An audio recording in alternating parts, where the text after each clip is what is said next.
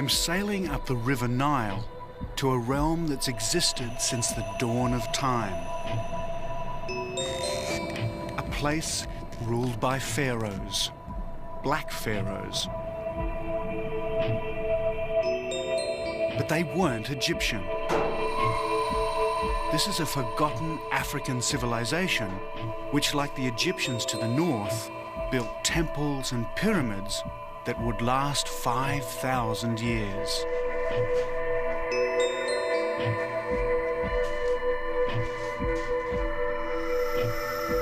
So my journey takes me 1,000 miles up the Nile, deep into a desert where temperatures soar to 120 degrees.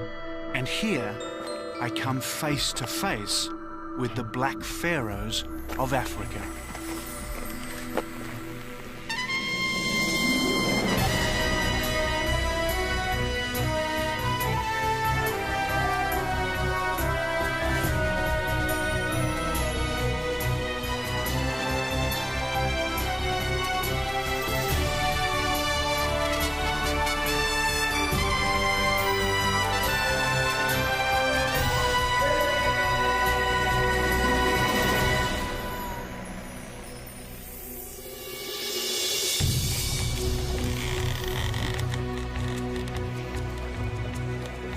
Hello, I'm David Adams, and this is the Sudan.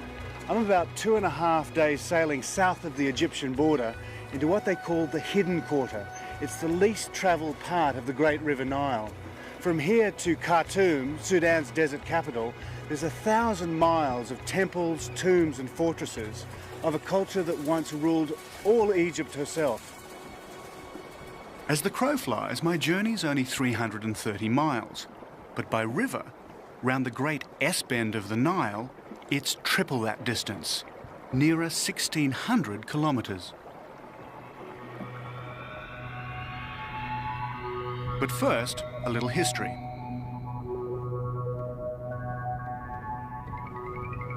Nearly 3,000 years ago, in the 8th century BC, Shabaka, king of Nubia, conquered Egypt. His dynasty was to rule the Egyptian Empire for over a century, the 25th Nubian dynasty.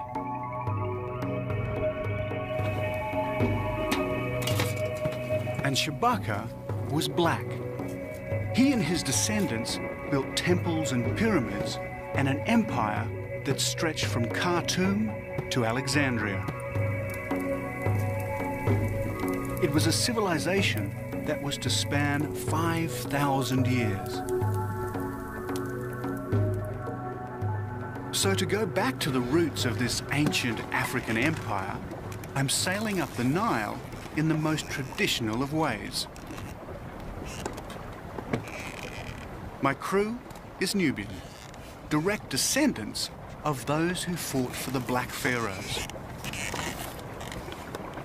And I'm sailing on a felucca, a boat little changed in 3,000 years, ideally suited to what's a very user-friendly river. And what makes the Nile really navigable is that the flow goes one way towards Egypt and Alexandria, and the north wind goes the other towards Khartoum. So boats like this can navigate up and down the Nile at will. The Nile is Sudan's lifeline. 60% of its waters rise in the Ethiopian highlands and flood down the Blue Nile to bring nourishment to its fertile banks. But it's a very thin lifeline, a green strip extending only as far as the Nile waters can reach. Barely a mile from its banks are the scorching sands of the Nubian desert.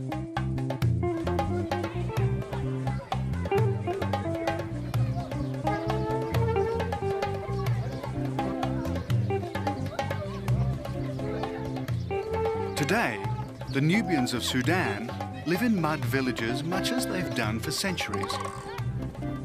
And I never knew mud could be made so colourful.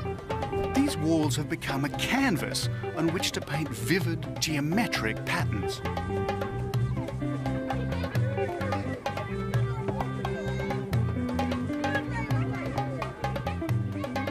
Again, I'm going back in time. These villagers' ancestors would have once lived under the rule of the Black Pharaohs. Provided they paid their tribute and worshipped the ancient god Amun-Ra, the pharaohs would have been benevolent. If they'd defaulted, they would have incurred the pharaoh's wrath. Today, the villages are Islamic, and in true Islamic style, they extend a welcome to all strangers. They really are incredible, these buildings. You'd think you were in Mexico with all the painted adobe houses there, instead of right in the middle of the Sudan.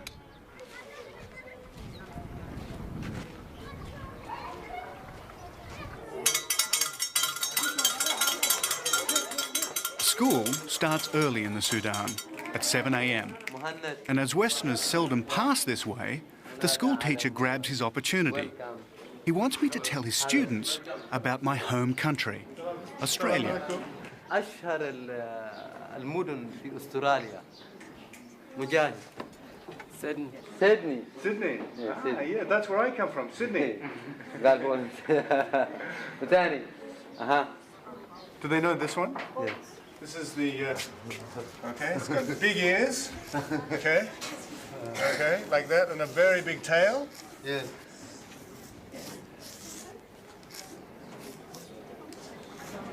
They know this one? What's this one? Kangaroo. Yeah. Kangaroo. Yeah, matches. You know this one? Boxes. Yeah. Yeah? Kangaroo. Kangaroo. Like this. I wonder what would happen if I asked Western children to name an animal in the Sudan. I'd be even more amazed if they knew where it Thank you was. very much. Thank you. It was very good. But Very good I must to be see on you. my way. Goodbye. Thank you. Ciao. It all seems so calm and peaceful here. But just across the river is an old fort. It stands as a stark reminder of rival imperial ambitions that have so often disrupted the peace of this great river.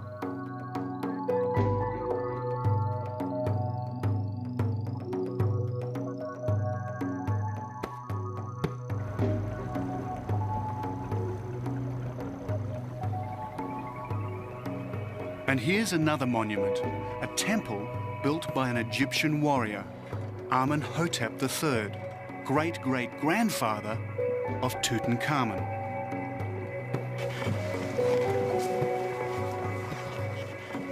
It was built 4,000 years ago, and it predates King Solomon, Babylon, and the temples of classical Greece. It was from temples like these that the Black Pharaohs drew their inspiration and founded their ancient African civilization.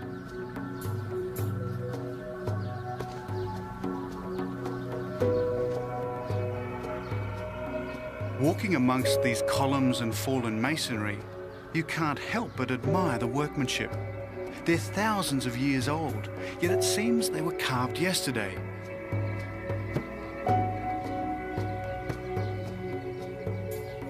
And where are the tourists? If this were a temple in Egypt, it would be crawling with them. But I seem to have it all to myself.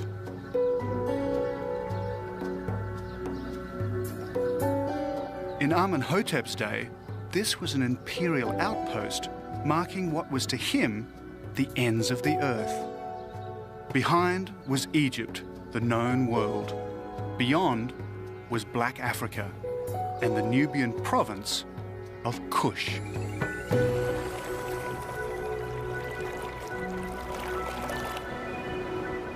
And I've also reached a natural barrier, the Third Cataract.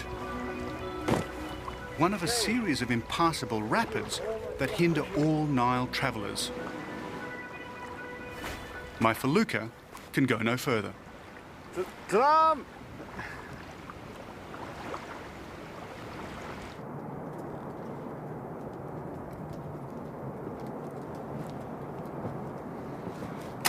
And as if to rub in the point, on the cliff high above the cataract, there is an old inscription warning of danger ahead. This was the original border between ancient Egypt and the Nubian province of Kush.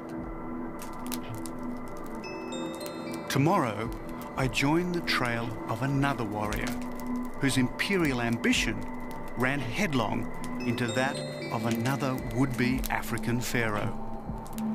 I'm about to enter the land of Kush.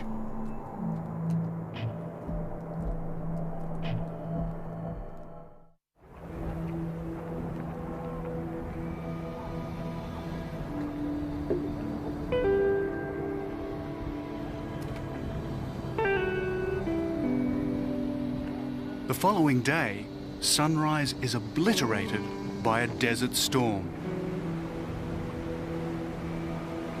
Minute grains of sand and dust get in your eyes and up your nostrils. Sandstorms like this are commonplace in the Sudan and most of North Africa, and they don't make a photographer's life any easier.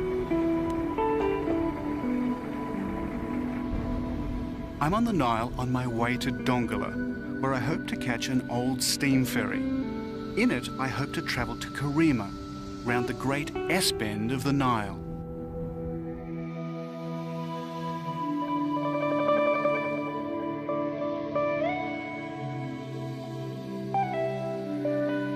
I'm on another felucca, dwarfed by this mighty river. And it was past this very spot, nearly 3,000 years ago, that the Black Pharaohs launched their invasion north.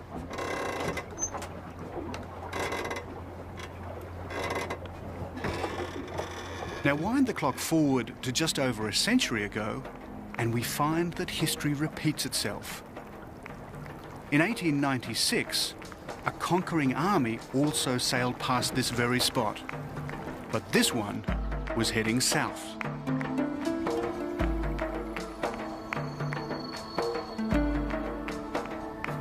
In the 1800s, a man was born near here who believed he was sent by God.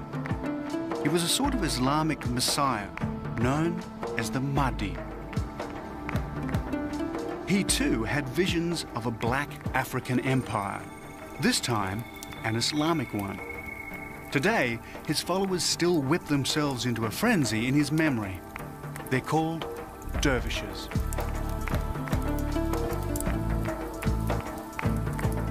"120 years ago, a dervish army launched a holy war to end British colonial rule.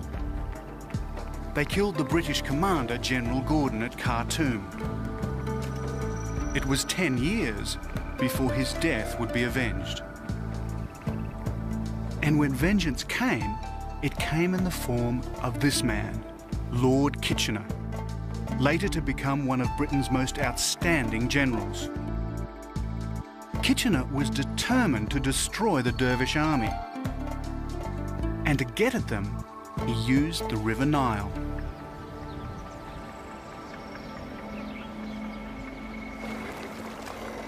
The next morning, we arrive in Dongola. Dongola. Ah, Dongola. Fantastic.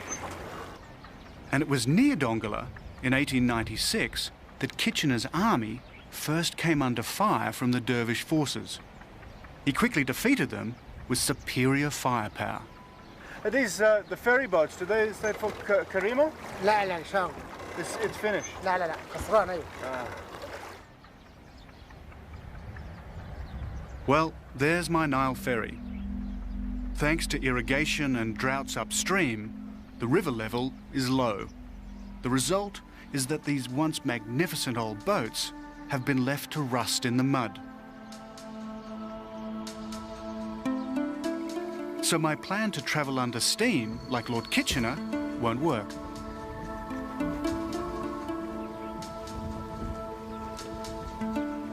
It's a riverboat graveyard.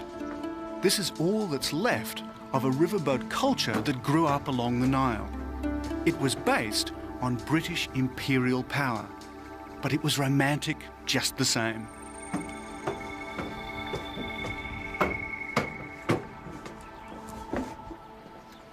Imagine what it would have been like living on these riverboats for days on end. Really like Agatha Christie in Death on the Nile.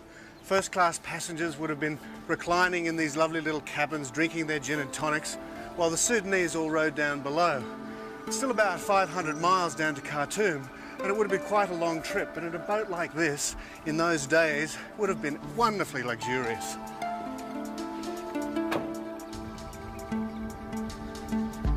The Battle of Dongola was Kitchener's first success.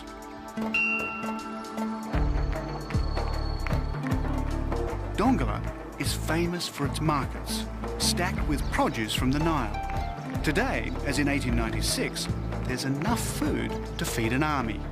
And it's in these markets that I meet Ramadan. Ramadan is also bound for Karima. He tells me there's only one way to get there quickly, but it means abandoning the river and going by bus. So how long does the bus take to get to Karima? 2 days. Yeah? Yeah, they take 2 days and desert and many sand and yeah. But Karima is very beautiful also. Yeah, no, I'm looking forward to it. And Jebel Barkar. Jebel Barkar, and there is a Puru also. But yeah, and you were stopping in Karima? Yeah, we stop in Karima. Yeah. That's the good news. The bad news is that the bus doesn't leave until the day after tomorrow. So it's 2 days waiting. Yeah, that's waiting. There's not many buses in this country. Yeah, you must wait until that. Go take the tea. Say shukran. Shukran. The Sudanese are a nation of tea drinkers. So we discuss travel plans over a glass of sweet, minted tea. Is there much to see around Dongola? No. Dongola is also famous for its cooking. Perhaps I can relax and enjoy some Sudanese cuisine. But Ramadan suggests another form of cooking. You may think that being buried 30 kilometres out in the desert is some sort of Sudanese torture.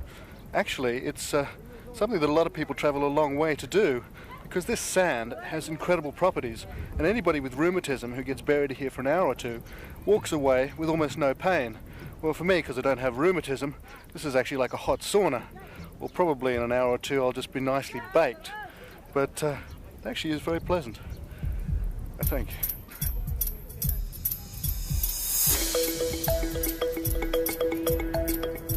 Ramadan, could you grab my hat?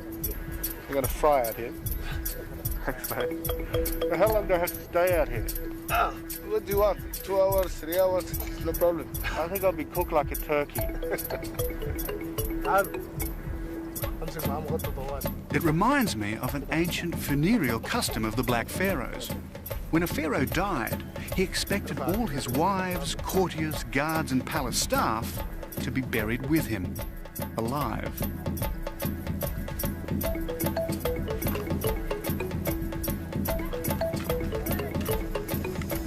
It's getting hot, very hot.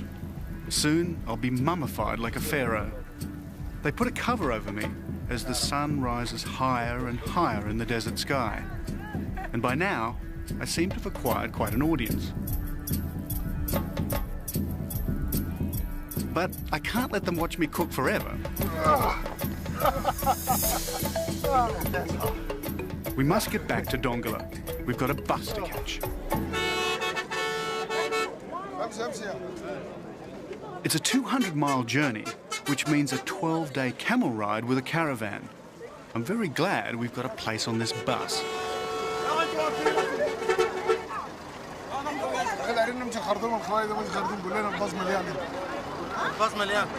The bus is full. Let's go and talk. Yeah, okay, that's fine. Okay, let's go there. Thanks. There's no room inside, which means we have to sit up on the roof. Not to worry. Up here, it's a dress circle view. Thank you. Very good.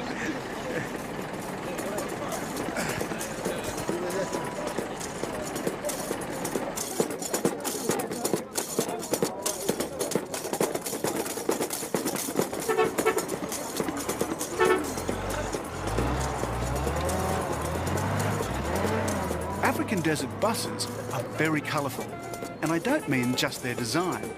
And you've got to love that horn.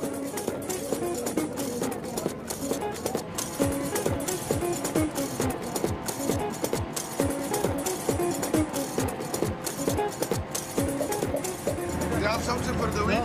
No, I have one I can give you. Yeah, Because there is too much wind. You know how can you do it? Yeah, put it on. To keep the dust out of my mouth and the sun off my head, Ramadan insists I wear an emma, a form of Sudanese turban. That's great.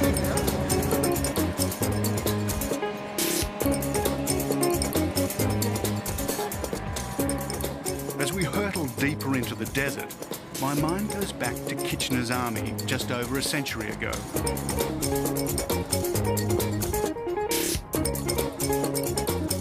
"25,000 men marching through this desert. I'm glad I was born in the age of motorized transport."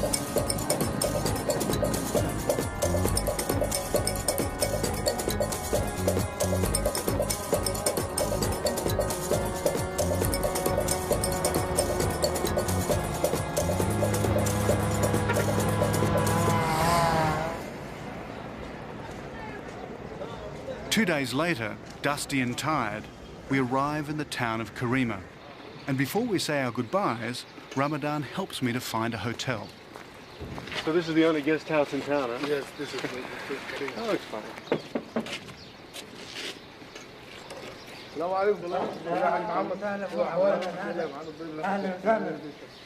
Okay, Thank you. David. See you. It was great having such a knowledgeable guide. Okay, thank you for you.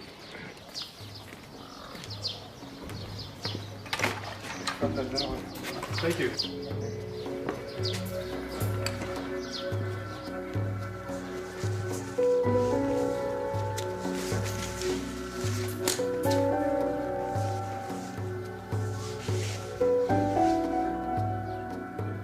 And as I drift off to sleep, my mind goes back to Nubia and that ancient African empire.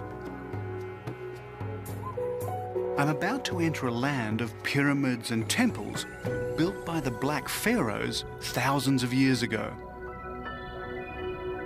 This was the place from where they set out to dominate much of the known world. It was also the place where the kings became gods.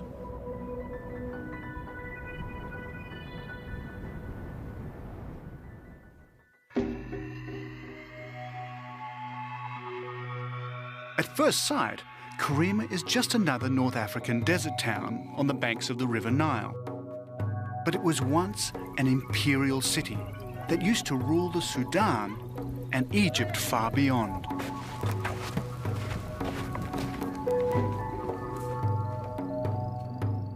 Towering over Karima is Jebel Bakal.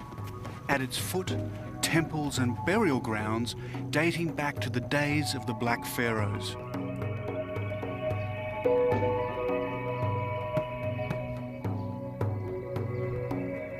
This was their sacred mountain. It was from here that they drew their royal power. And it was from here, nearly 3,000 years ago, that they launched their conquest of Egypt and beyond.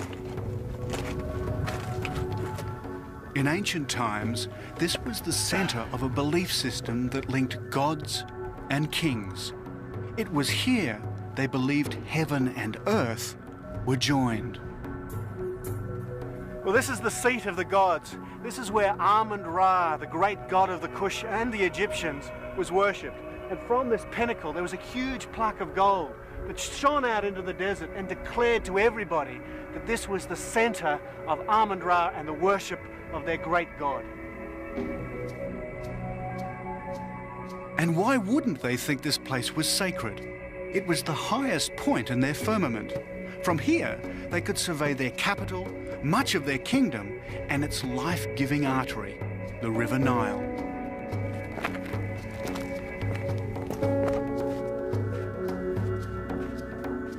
Deep inside the mountain is a secret labyrinth.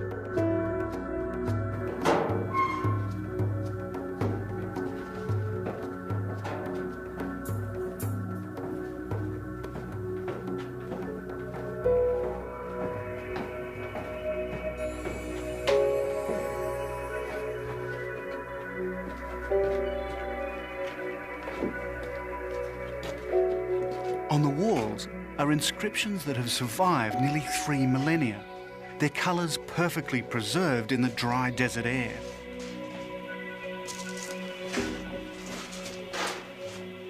Even the most powerful of the black pharaohs feared this place, for here lived the god kings, where monarchs prayed and hoped to become gods themselves.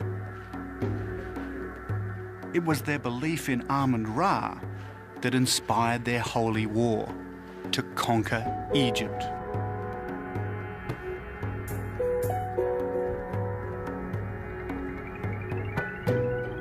But now their gods have fallen, their temples are no longer sacred, and their kings are long forgotten.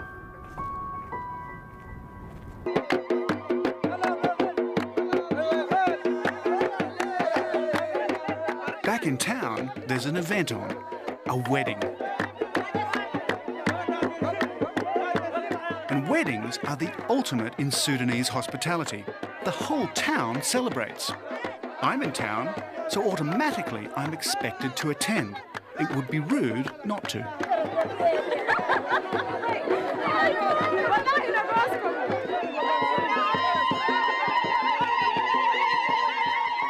This is the bridegroom, and if he's looking a little bit apprehensive, there may be a good reason why. Most marriages in the Sudan are arranged, so it's quite possible he's never even set eyes on his future wife until today. Central to every marriage is the contract, normally drawn up after months and months of wrangling. So today's the day when the contract is supposed to be signed and the dowry paid. Well, the signing's almost finished, and after that, all the men are going to move out of here and join the women for what is only referred to as a festival. The problem is, they can't find the groom. The celebrant says a prayer. And suddenly, there's the sound of gunfire.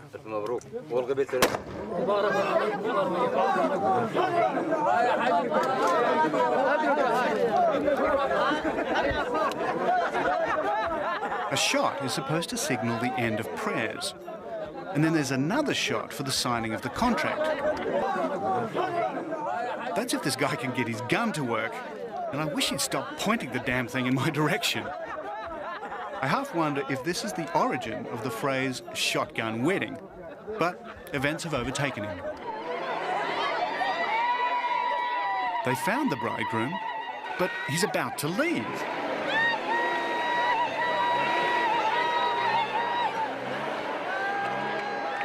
It looks like it's all over before it really began. Something about a family tiff, the drummer ran out. The families have divided, the groom's in one vehicle, the bride's in another, and they're disappearing. Apparently it happens all the time in Sudanese weddings. And it's time I was leaving too. I still want to visit the pyramids of the ancient kingdom of Kush. To do that, I must go further up the Nile and head into the desert. Fortunately, Lord Kitchener's army left behind a transport system to get there. Salam. Karima Station looks as if it were built for an English country town, but there's not much English spoken here. So for me, buying this ticket is a bit of a lottery. I'm not really sure where I've actually bought the ticket to. Got to be in Port Sudan. It was very cheap. It was only about $10. So if I get to Khartoum, it'll be a very cost-effective journey. The line goes from Karima up the Nile Valley, then hopefully south to Khartoum. On the way, I'll stop near Merowe. But for the moment, I just need to get on this train. The first thing to realise about trains in Sudan is that they're very crowded. I thought I'd got here early, but obviously not quite early enough. The second thing to learn about them is that they leave on time. At least this one does.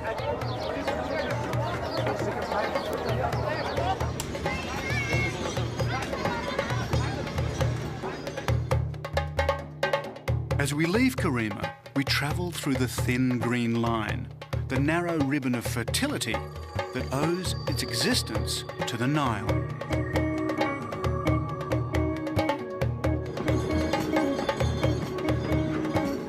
Then, as if to rub home the point, quite suddenly we're in the open desert. Next stop? Well, I'm not too sure about that, but I'm told we're heading in the general direction of Khartoum.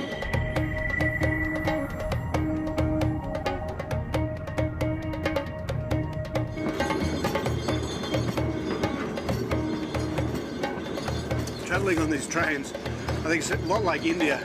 They're absolutely packed, but it works kind of the same way as the villages. Everybody shares their food, and even though it's a really long trip, and I don't speak much Arabic, it's not a bad way to travel, really.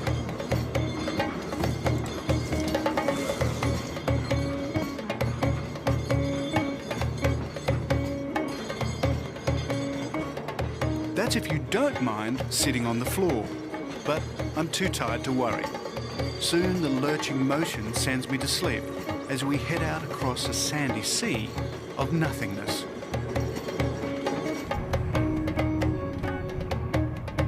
But as I was to find out, getting on the train is the easy bit.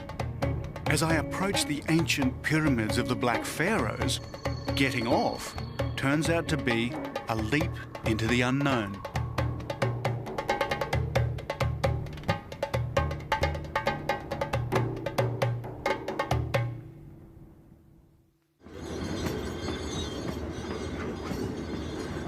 When the British Empire held sway over this part of Africa, one of its lasting legacies was the rail system it left behind. This is the Sudan section of what imperialists like Lord Kitchener hoped would one day become the great Cape Town to Cairo railway.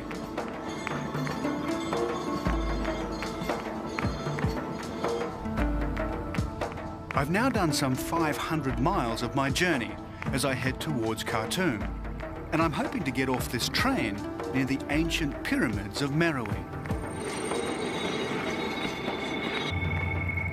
But I see no station, and this train shows no sign of stopping or even slowing. It really only leaves me one option.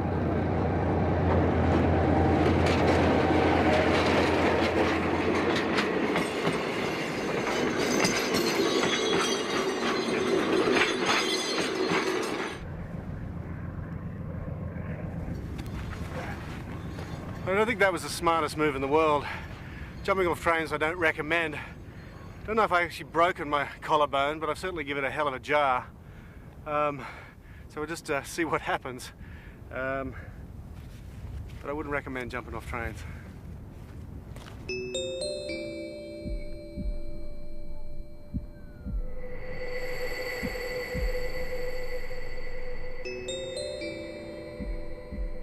As the train disappears into a mirage, I head into the shimmering desert with a rather bruised shoulder.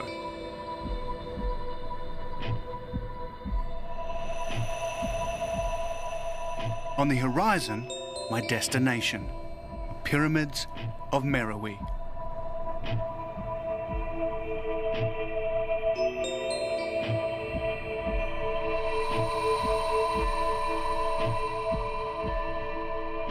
Nothing better illustrates the power of the River Nile than this wilderness.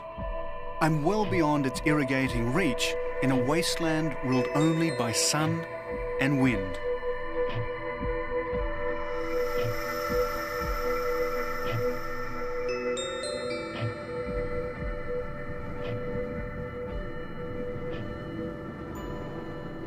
But even out here, you're never entirely alone. Though I wasn't expecting this. Hey! There. G'day. How are you doing? Good, man. I never expect to see anybody out here. Well, you're the first traveller that I've seen north of Khartoum. Oh, really? Yeah. Where are you headed? Well, I'm heading north to Wadi Halfa. Try to catch a ferry there, cross Lake Nasser, go into Egypt. Wonderful. We would just come from that way. I've just actually come down on the Nile. Yeah. So where have you been? I mean, it looks like you've Well, been around the world. Yeah, it's actually a round the world trip. Started 1995 from Germany. That's where I'm heading now.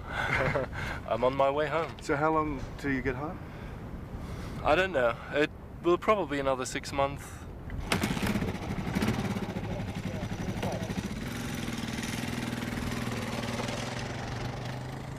So he heads north, and I continue south. They call these the Forgotten Pyramids. Because of a Western obsession with Egypt, the Sudan is not on the tourist trail. So these pyramids are rarely seen by Westerners. And yet there are more pyramids here in the Sudan than there are in Egypt. And out here in the middle of nowhere, I guess this is the closest I'll get to hiring a taxi. Yes. Want to get a camel? Is okay?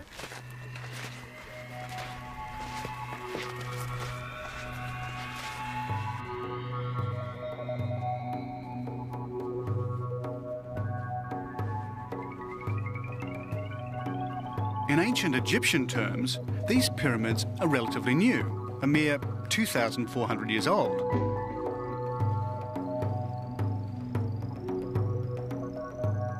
But in terms of Western discovery, they're even newer. They weren't seen at all by outsiders until the middle of the 19th century.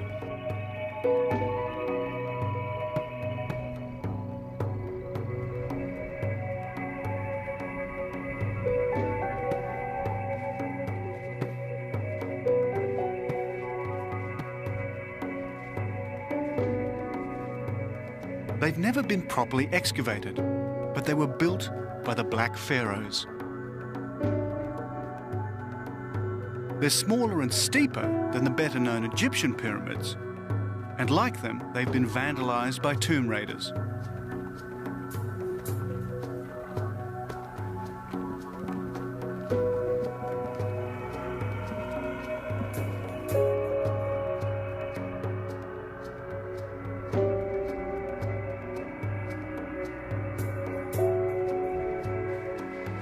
They tell me that 19 kings are buried here, along with 53 queens, countless slaves, attendants, dogs, horses and other animals. And buried with them was gold and precious stones.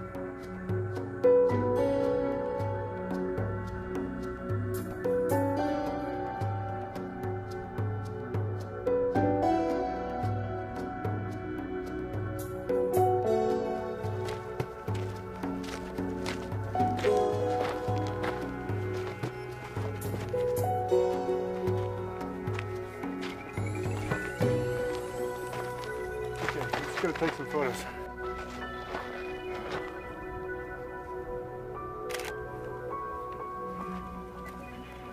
I guess you'd have to say that this would rate as one of the wonders of the world, and it would be more wonderful if all the tops of these pyramids were intact.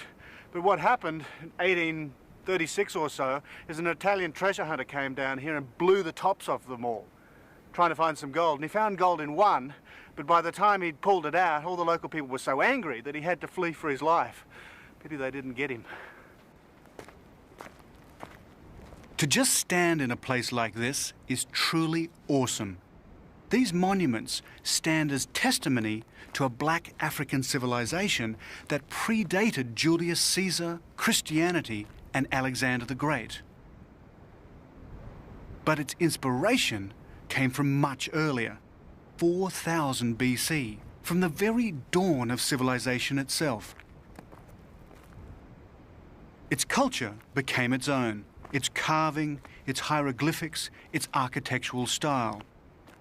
And after the 25th dynasty, it was to last another 1,000 years, only to be eclipsed by the arrival of Islam in 650 AD. But as I gaze at these ruined walls, I see graffiti of a more recent age, the scratchings of adventurers and Europeans. Once more, I'm on the trail of Kitchener's army as he marched relentlessly on Khartoum.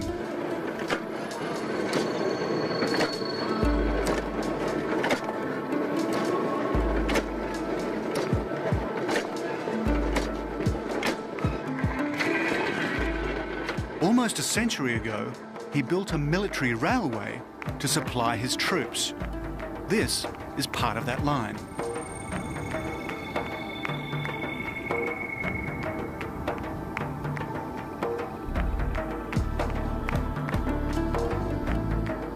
There's an old Sudanese saying, if you see a train, catch it. They also say that if you hail a passing train, it will stop for you. And while this isn't exactly a train, it'll do. But it's going a lot faster than it looks. I think they're trying to tell me that they can't stop. If I want a lift, I'll have to jump.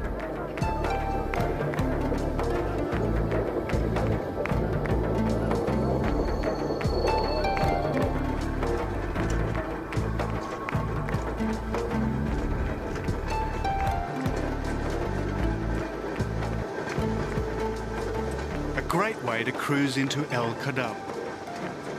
Here I'm told there's a real Nile steamer that can take me up to Khartoum. It's taken me nearly 3 weeks to get this far. It took Lord Kitchener 2 years, and it was from here that he prepared for the final showdown. Okay, thank you.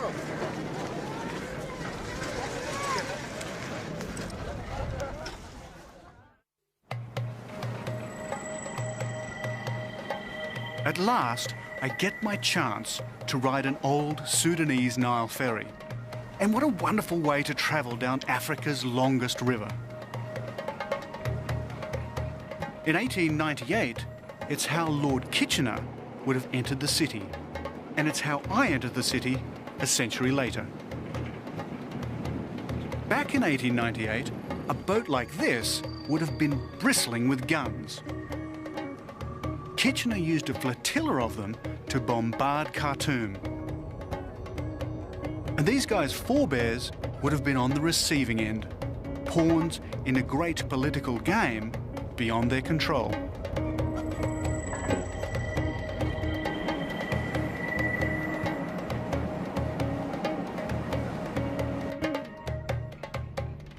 I've now completed nearly 1,000 miles of my Nile travels in the wake of Kitchener's army, and now I'm near journey's end.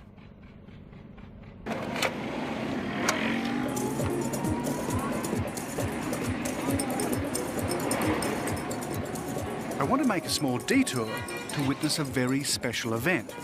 But first, my taxi driver has to fight his way through Khartoum's chaotic traffic.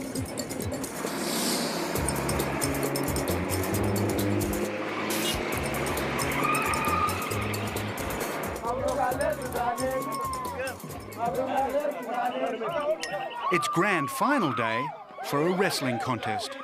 And as with all grand finals, the rival teams need their cheer squads.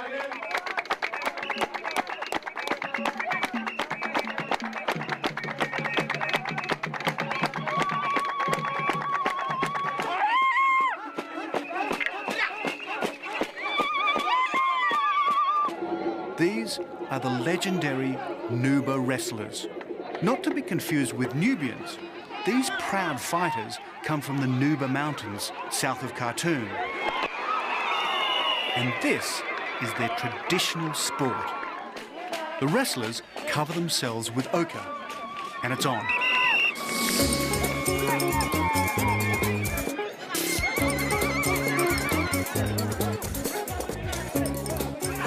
The rules are simple. Make your challenge, then try to throw your opponent on the ground. It's an endless cycle of challenge, wrestle, throw. While the cheer squads show no sign of losing voice.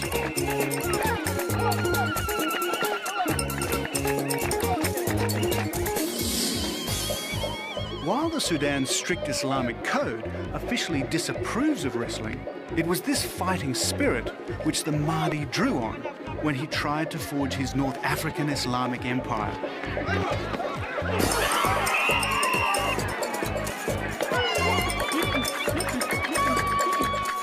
And it was this fighting spirit that took the British by surprise over a century ago. The final showdown came at the Battle of Omdurman.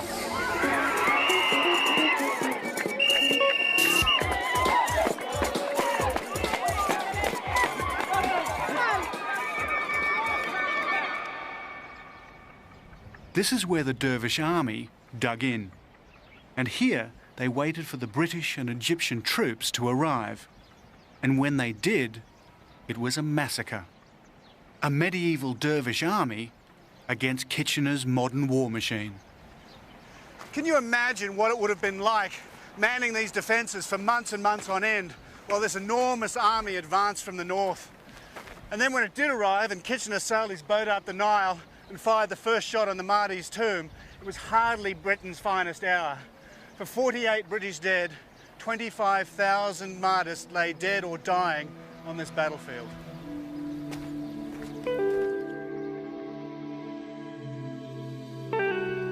The Battle of Omdurman was a slaughter. Spears and daggers were no match for the British artillery. It was at Omdurman that a new weapon would come into its own: the machine gun.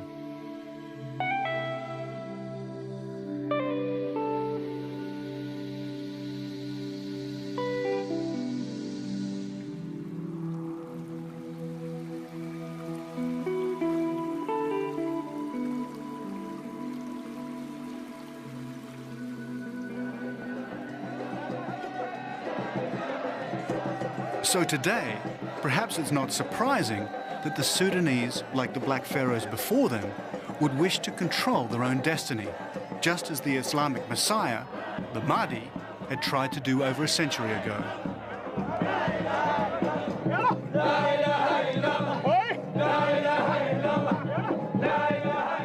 Every Friday at sundown, the descendants of the dervish army come together. This was how they prepared for battle. Today, it's how they make contact with God. And as the word dervish means poor man, that's how they turn out. Some even wearing clothes made from rags.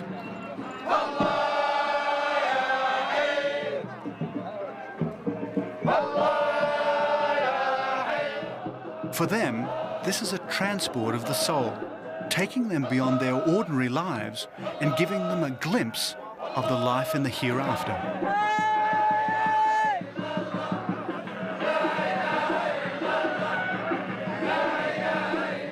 And as they fall into a trance from the ecstasy of the dance, I wonder if they're drawing on an earlier tradition. One day, they believe, another Messiah, another Mahdi, will be sent by God.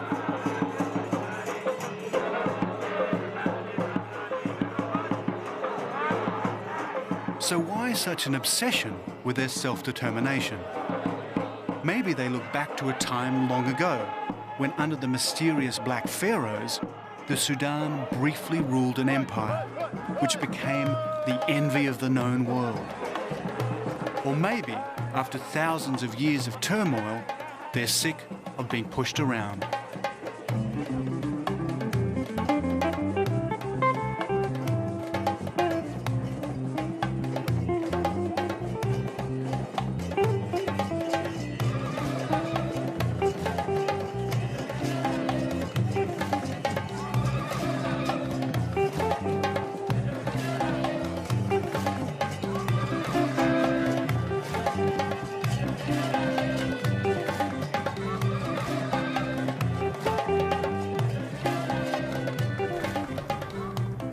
As I head back down the river of life, I realize there's one reason for all of this, one cause of all their sorrows and joys, and I'm sailing on it. It's the River Nile.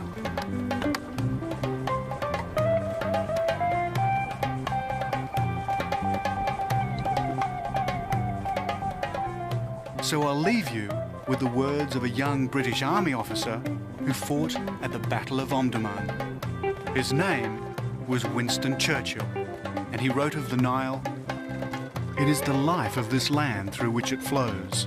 Without the river, none would have started. Without it, none would have continued.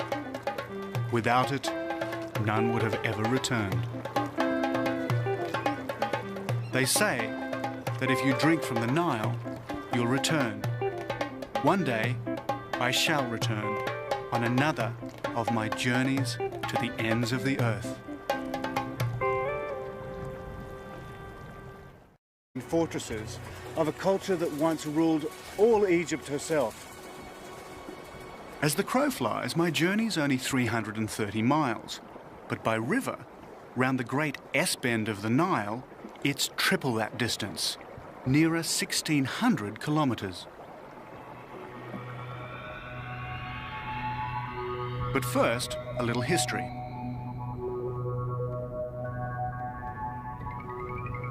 Nearly 3,000 years ago, in the 8th century BC, Shabaka, king of Nubia, conquered Egypt.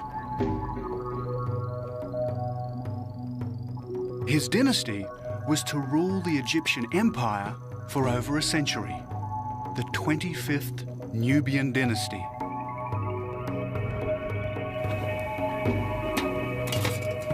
And Shabaka was black.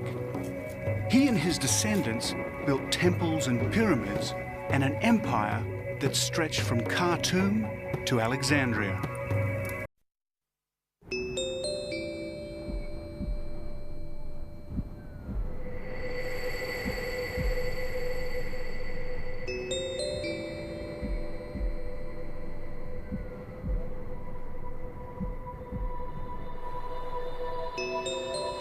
I'm sailing up the River Nile to a realm that's existed since the dawn of time.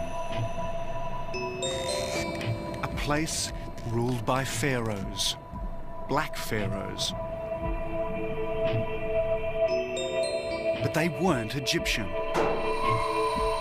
This is a forgotten African civilization which, like the Egyptians to the north, built temples and pyramids that would last 5,000 years.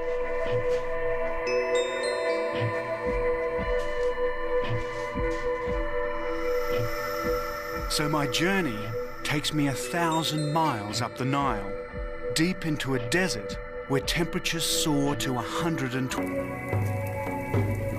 It was a civilization that was to span 5,000 years. So to go back to the roots of this ancient African empire, I'm sailing up the Nile in the most traditional of ways. My crew is Nubian, direct descendants of those who fought for the Black Pharaohs. And I'm sailing on a felucca, a boat little changed in 3,000 years, ideally suited to what's a very user-friendly river. And what makes the Nile really navigable is that the flow goes one way towards Egypt and Alexandria, and the north wind goes the other towards Khartoum.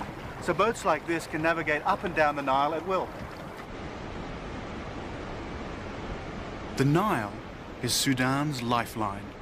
60% of its waters rise in the Ethiopian highlands and flood down the Blue Nile to bring 20 degrees. And here, I come face to face with the Black Pharaohs of Africa.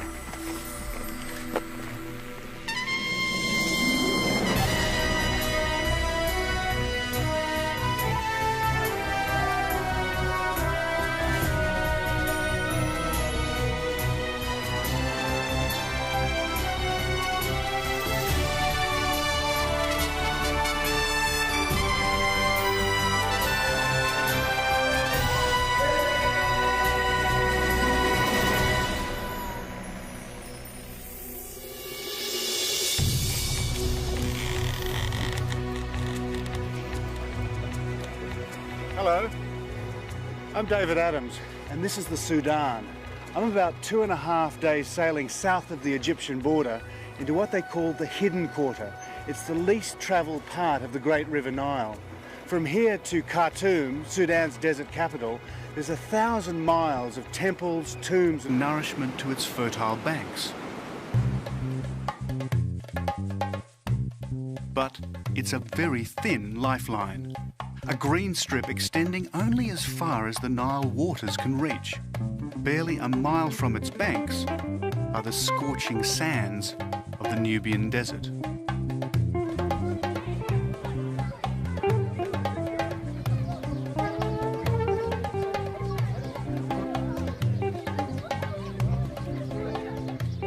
Today, the Nubians of Sudan live in mud villages much as they've done for centuries.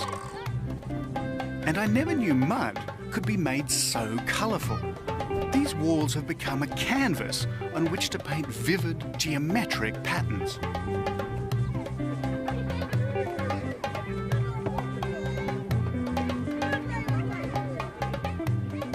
Again, I'm going back in time. These villagers' ancestors would have once lived under the rule of the Black Pharaohs.